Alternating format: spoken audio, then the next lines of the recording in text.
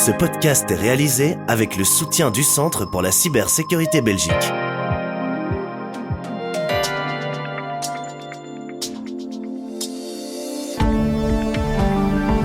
Voici Z sur 7, votre podcast quotidien. Aujourd'hui, nous sommes le 24 octobre et votre podcast du jour est animé par Béatrice Marlier. Bonjour à tous et à toutes.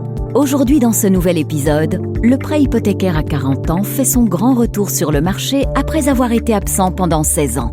Sophie Maquet, porte-parole de FedNote, nous expliquera quelles en sont les conditions. Pour l'instant, il faut avoir moins et maximum 27 ans pour pouvoir y souscrire parce qu'il faut le rembourser à l'âge de la retraite. Avez-vous déjà goûté de la viande de kangourou ? Il semblerait qu'une grande partie des Belges en sont friands. Toutefois, les représentants des aborigènes réclament des restrictions sur sa chasse et sa vente.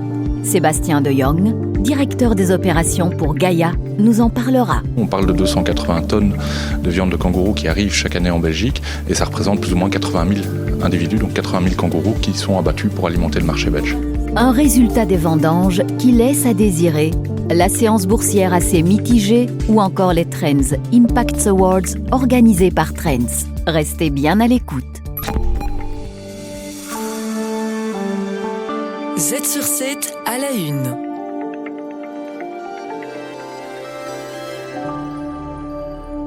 Après une absence de 16 ans, le prêt hypothécaire à 40 ans revient sur le marché. Ce dernier avait été retiré par la crise des subprimes en 2008. Les courtiers Hypothèque Winkle et Vivium le relancent désormais avec un taux de 3%, ciblant une clientèle bien définie. Sophie Maquet, porte-parole FedNote. Pour l'instant, il faut avoir moins et maximum 27 ans pour pouvoir y souscrire parce qu'il faut le rembourser à l'âge de la retraite. Donc, sont sur le marché des jeunes potentiels candidats à ce type de crédit, les jeunes qui sont déjà dans le milieu du travail et donc probablement des jeunes qui ne sont pas universitaires puisque la plupart des jeunes universitaires ont leur premier emploi vers 27 ans. Parmi les conditions à respecter, l'emprunt du client ne peut excéder 80% du prix d'achat et le bien doit être économe en énergie. Toutefois, cela a un coût. Pour un même montant, un prêt hypothécaire sur 40 ans revient 56 000 € plus cher qu'un prêt sur 30 ans. Je pense que c'est un produit d'appel clairement d'un acteur sur le marché qui veut attirer des jeunes dans son portefeuille client. Mais à Trappnigo, non, parce que de toute façon, la vie fait que ce bien sera revendu avant d'arriver au terme du crédit. D'après notre experte, un jeune acquéreur se sépare généralement de son premier bien après une dizaine d'années, ce qui met en question la pertinence d'un prêt sur 40 ans. Sophie Maquet. C'est de permettre à un jeune d'accéder très rapidement à la propriété étant son premier bien qui lui permettra d'acheter le suivant. Les inconvénients, je pense que le jeune doit être attentif à bien lire les conditions du crédit qui, en général, sont couplées avec l'obligation de souscrire à une assurance vie, assurance incendie, et peut-être que, cumulés ensemble, les coûts de l'assurance seront supérieurs à l'économie réalisée sur le taux. Testachat souligne qu'il est important de négocier les taux lors de la souscription d'un prêt en se basant sur les offres concurrentes.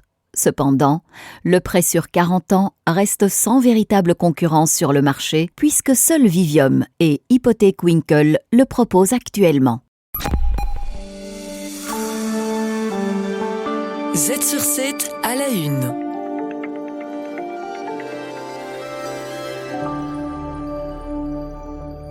Le Belge a toujours eu une affection particulière pour les kangourous, que ce soit à Walibi ou dans sa cuisine. C'est du moins ce que suggère une délégation d'aborigènes en visite dans les parlements bruxellois et flamands. Leur objectif ? Obtenir l'interdiction de la commercialisation des produits dérivés de la chasse aux kangourous. Sébastien De Jong, directeur des opérations Gaïa.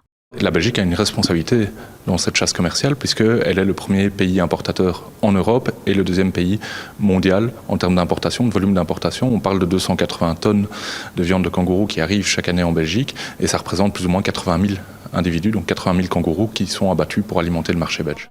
Et ce n'est pas nécessairement pour remplir nos assiettes. En fait, depuis 2020, les supermarchés n'en vendent plus. Que faisons-nous alors de tous ces kangourous ? La viande qui est importée en Belgique va servir d'abord à la consommation humaine, puisqu'on va en retrouver dans l'Horeca, dans certains restaurants spécialisés, mais ça reste très marginal. Le reste de la viande qui est importée part majoritairement en export, soit à nouveau pour la consommation humaine, donc vers le Canada, les États-Unis par exemple, mais soit aussi pour servir de composition dans les produits animaliers, donc dans les aliments pour animaux de compagnie. Il est particulièrement difficile d'obtenir des données précises concernant ces importations et exportations. Chacun, que ce soit l'AFSCA, le SPF Finance, le gouvernement fédéral et le gouvernement régional, se décharge de la responsabilité. Sébastien de Jong. Il y a une opacité, il y a un manque de fiabilité. Et en Belgique aussi, le secteur est totalement opaque. On ne sait pas qui importe cette viande de kangourou. La destination, ça reste difficile à connaître. Et donc, finalement, on ne sait pas ce qui se passe. En plus de la cruauté associée à la chasse aux kangourous, ce commerce comporte également des risques sanitaires, notamment parce que les animaux sont abattus par temps chaud. D'après l'AFSCA, il se pourrait que les 3 régions interdisent finalement la vente de cette viande, bien qu'elle ait choisi de ne pas se prononcer pour le moment. Z sur 7 à la une.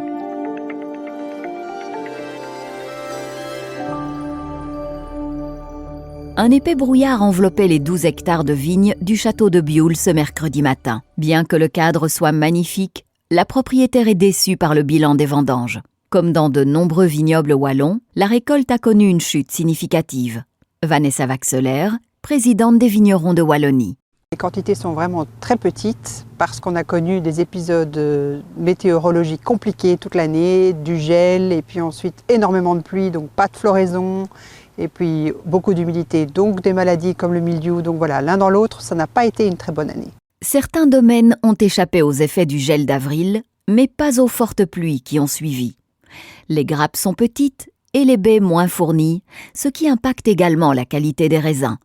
Toutefois, selon la situation et l'exposition des vignobles, certains cépages ont montré une meilleure résistance que d'autres.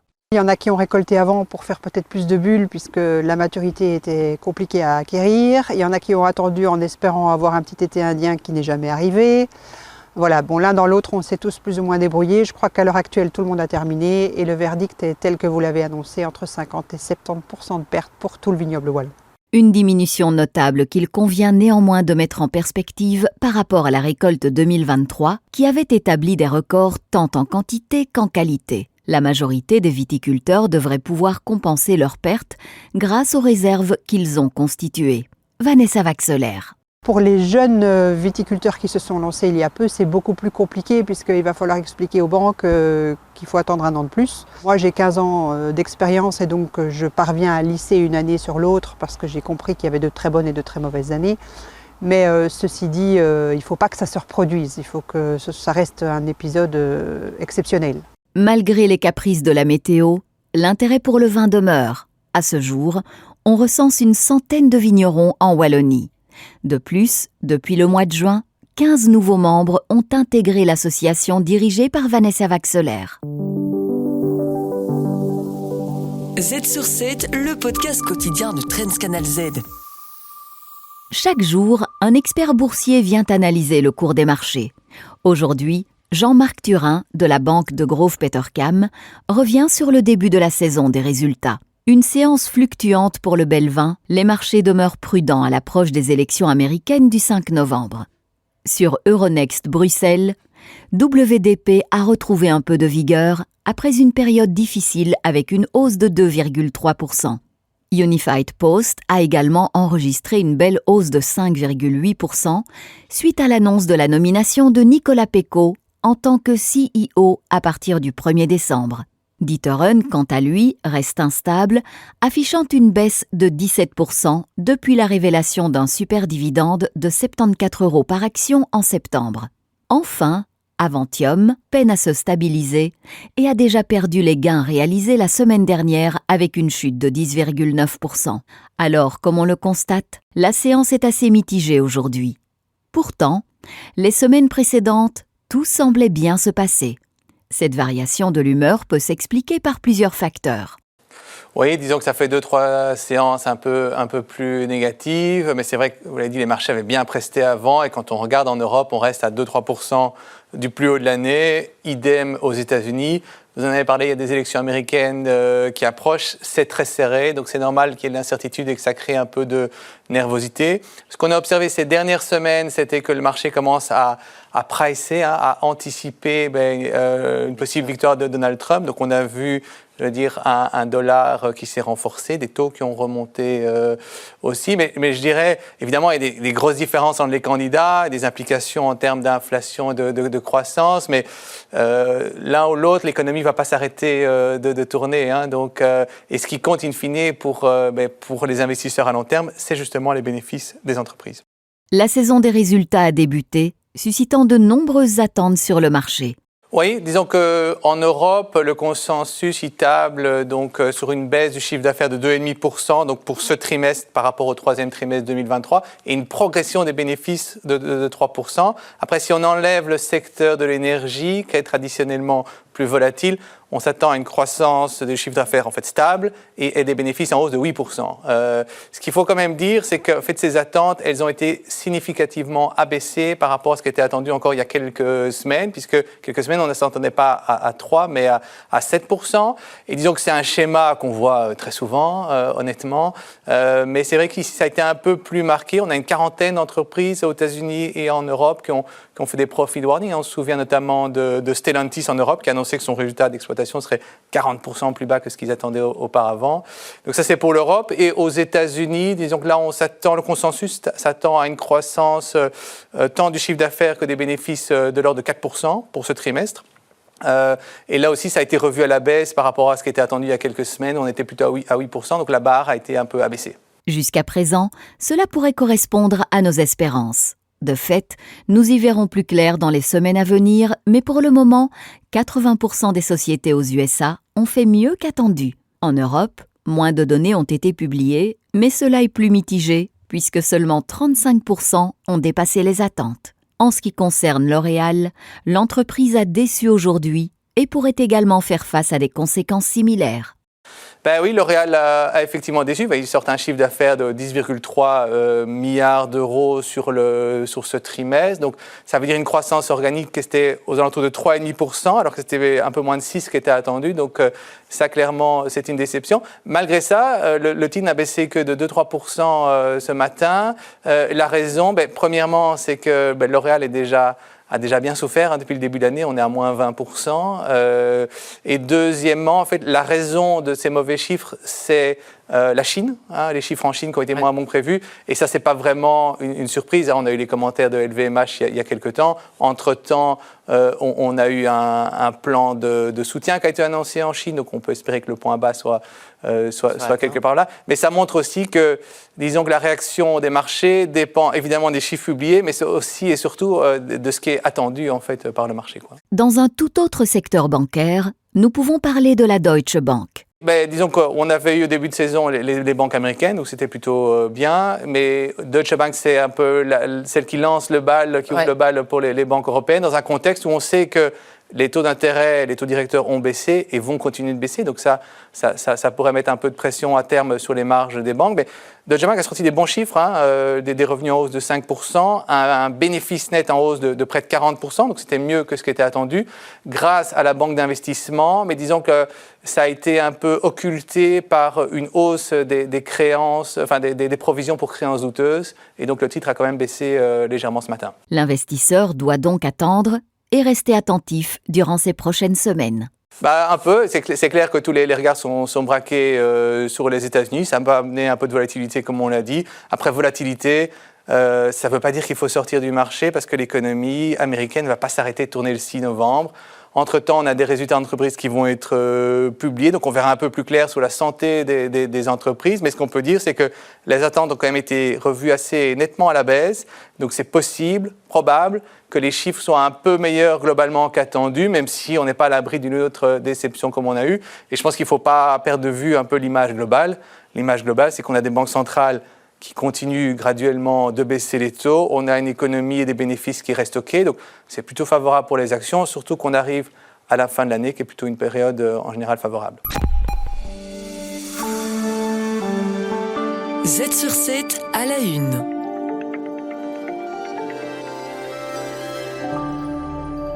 Pour terminer cet épisode, Mercredi soir ont eu lieu les Impact Awards, organisés par Trends Tendance, en collaboration avec la société d'audit, de fiscalité et de conseil PwC et l'école de commerce Antwerp Management School. Ceux-ci ont pour but de récompenser les PME et les grandes entreprises pour leur engagement en faveur d'un monde plus durable. 150 candidatures ont été reçues, parmi lesquelles 130 entreprises ont été présélectionnées. Ensuite, 80 nominés ont subi une sélection rigoureuse lors des présentations orales devant le jury, aboutissant à la désignation de 14 lauréats. Les Trends Impact Awards de cette année se déclinent en 8 catégories. Technologie, climat et énergie, mobilité, diversité et inclusion, résilience, écologie, économie circulaire et bien-être. Pour mettre en avant l'importance du système, une 9e catégorie, le Trends Global Impact Award, a également été introduite. Parmi les grandes entreprises, le premier prix, le Global Impact Award, est attribué au groupe BioFirst en tant qu'acteur de premier plan dans le domaine de l'agriculture durable. Parmi les PME, le Global Impact Award est remporté par Bozac, qui fabrique des machines de purification de l'eau pour l'eau potable. Vous pouvez retrouver la liste complète des gagnants directement dans le Trends Tendance et nous en parlerons bien sûr dans notre Z-News de ce soir. Merci à toutes et à tous d'avoir écouté ce podcast. On se retrouve demain pour vos analyses quotidiennes. En attendant, restez bien à l'écoute de l'astuce en cybersécurité de la CCB pour en apprendre plus sur la sécurité des réseaux et de l'information.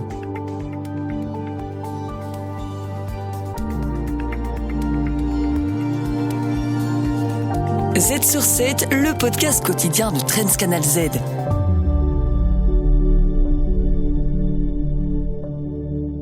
Le Centre pour la cybersécurité Belgique.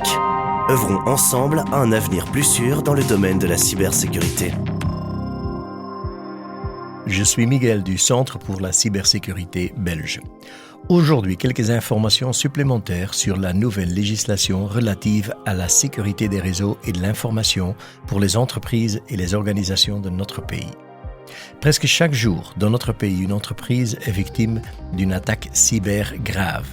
C'est pourquoi une nouvelle législation sur la sécurité des réseaux et de l'information a été adoptée au niveau européen et national. Pour environ 2500 entreprises et organisations de notre pays, 4 choses sont rendues obligatoires. 1. L'enregistrement des entités NIS2 auprès du gouvernement. 2. La déclaration obligatoire des incidents significatifs. 3. La prise de mesures de sécurité appropriées en fonction d'une analyse des risques. Et 4. La formation de la direction et du personnel. Si vous souhaitez obtenir des informations supplémentaires, rendez-vous sur atwork.saveonweb.be.